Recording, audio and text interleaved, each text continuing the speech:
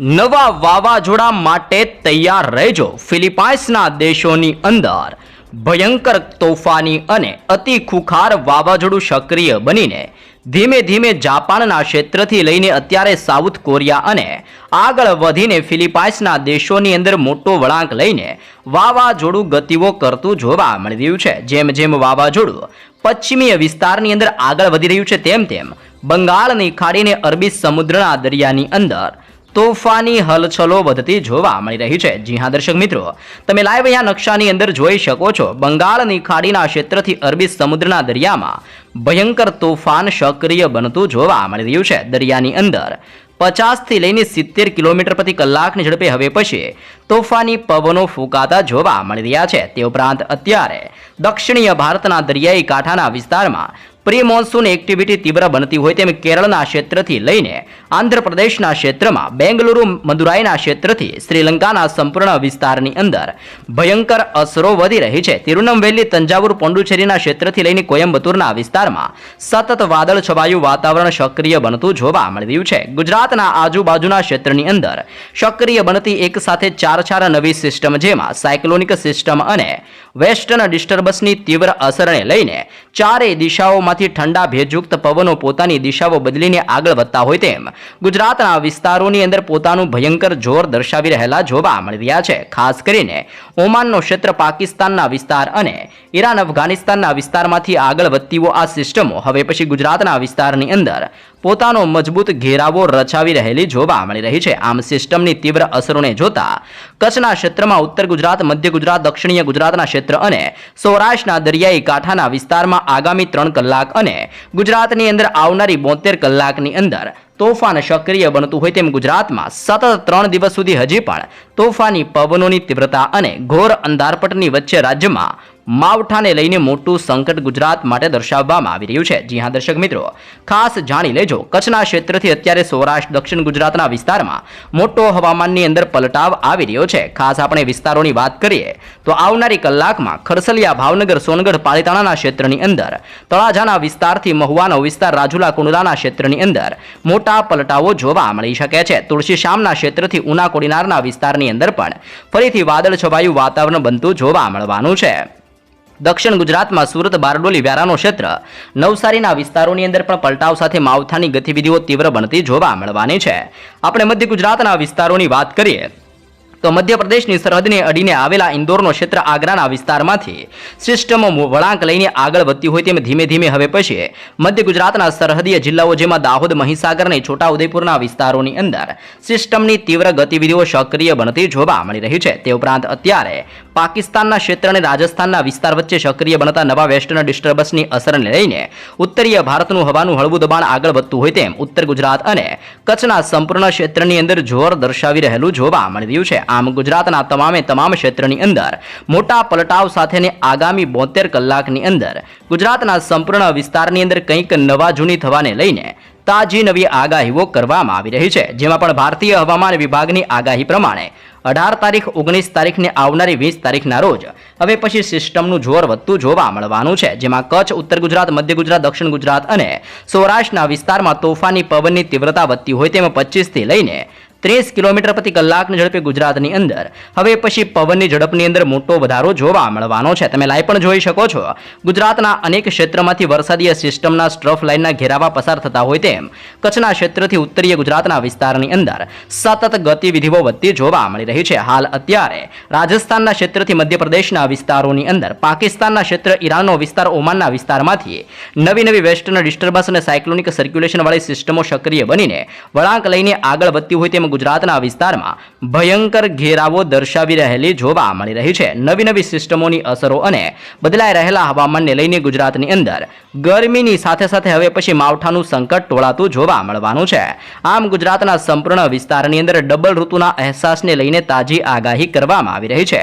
બપોર દરમિયાન ભયંકર ગરમીઓ પડતી હોય તેમ 37 ડિગ્રીથી લઈને 42 ડિગ્રી સેલ્સિયસ સુધીનું ટેમ્પરેચર જોવા મળવાનું છે. પરંતુ વહેલી સવાર અને સાંજ દરમિયાન રાજ્યની અંદર અનેક વિસ્તારોમાં કાળા ડિબાંગ વાદળોના ઝુંડ અને તોફાની પવનોની તીવ્રતા વચ્ચે ગુજરાતના સંપૂર્ણ હવામાનની અંદર ડબલ ઋતુનો અહેસાસ સક્રિય બનતો હોય તેમ હવામાનની અંદર પલટાવ સાથે માવઠાની ગતિવિધિઓ વધવાની આગાહી કરવામાં આવી છે.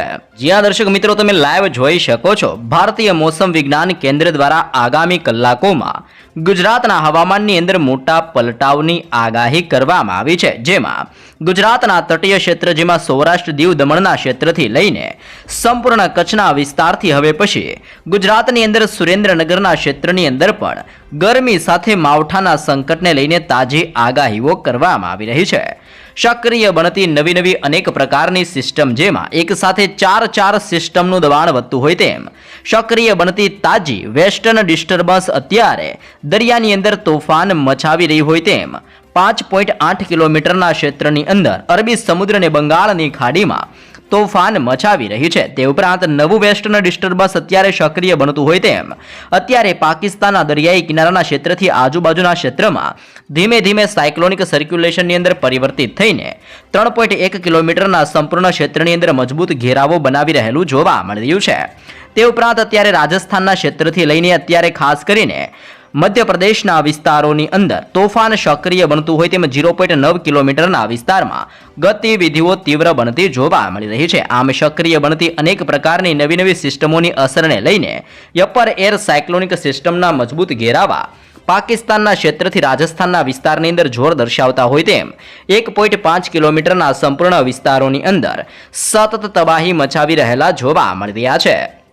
અહીંયા તમે લાઈવ જોઈ શકો છો, ગુજરાતના ભિન્ન વિસ્તારોની અંદર રેનફોલ એટલે કે વરસાદ વરસવાને લઈને તાજી નવી આગાહીઓ કરવામાં આવી રહી છે, જેમાં 19 તારીખ 20 તારીખને આવનારી 21 તારીખના રોજ ગુજરાતની અંદર મેઘરાજાનું તાંડવ સક્રિય બનતું હોય તેમ અરબી સમુદ્ર અને મધ્યપ્રદેશના વિસ્તારમાંથી આગળ વધતી સિસ્ટમો ગુજરાતના સંપૂર્ણ ક્ષેત્રમાં ભયંકર અસરો દર્શાવતી જોવા મળવાની છે. જો આપણે ખાસ વિસ્તારોની વાત કરીએ તો અહીંયા તમે જોઈ શકો છો, ગુજરાતના છૂટાછવાયા વિસ્તારોની અંદર હળવાથી મધ્યમ વરસાદને લઈને તાજી આગાહીઓ કરવામાં આવી રહી છે, જેમાં ગુજરાતની અંદર સૌરાષ્ટ્રની અંદર ભાવનગરનો ક્ષેત્ર અને અમરેલીના વિસ્તારોની અંદર હવામાનની અંદર ઓચિંતાના મોટા પલટાવ આવવાની સાથે દરિયાઈ કાંઠાના વિસ્તારની અંદર ભાવનગર અને અમરેલીના સંપૂર્ણ વિસ્તારોની અંદર 19 તારીખની રાત્રિ દરમિયાન મેઘરાજા તાંડવ દર્શાવતા જોવા મળવાના છે. તે ઉપરાંત અત્યારે મહીસાગરના ક્ષેત્રથી લઈને દાહોદ છોટાઉદેપુરના વિસ્તારોની અંદર પણ ભયંકર ગતિવિધિઓ વધતી હોય તેમ આ તમામ ક્ષેત્રની અંદર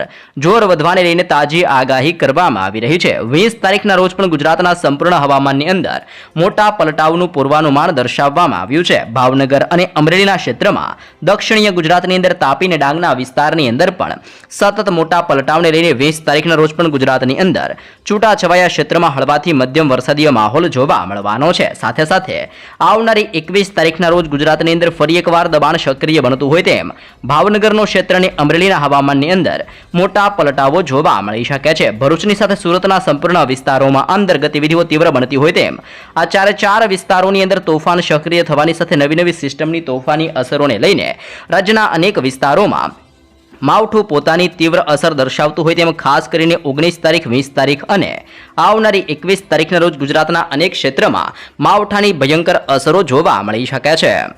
તમામ દર્શક મિત્રો ખાસ જાણી લેજો, તોફાની આંધી અને કરાવો સાથે વરસાદ વરસવાની નવી તાજીને લેટેસ્ટ આગાહી ગુજરાતની અંદર હવામાન નિષ્ણાંત અંબાલાલ પટેલ દ્વારા દર્શાવવામાં આવી રહી છે.